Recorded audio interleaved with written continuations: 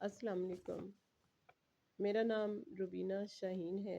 میرا تعلق لاہور پاکستان سے ہے۔ میں ایک ناول نگار روز مرتے ہیں جینے کی آرزو میں کی خالق ہوں۔ شاعری میں میری کتاب خاموش سمندر چند دنوں میں انشاءاللہ منظر عام پر آ جائے گی۔ میں کالم نگار بھی ہوں اور افسانہ نگار بھی ہوں اور لاہور کے حلقوں میں الحمدللہ ایکٹیو بھی ہوں۔ بس شکر ہے کہ آج مجھے ادبی قافلہ انٹرنیشنل پاکستان نے اپنے اس پروگرام کے لیے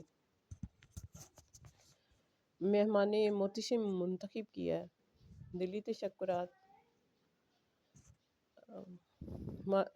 معروف شاعر اور دانشور میاں شمشاد حسین سرائی صاحب کے لیے، چونکہ یہ آن لائن سوشل میڈیا کا دور ہے جس نے تمام دنیا کو ایک نقطے پر جمع کر دیا ہے۔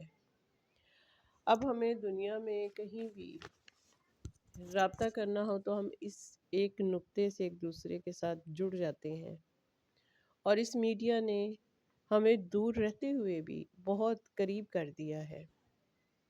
عرصہ 5.5 سال سے واٹس ایپ پر ادبی قافلہ انٹرنیشنل پاکستان اور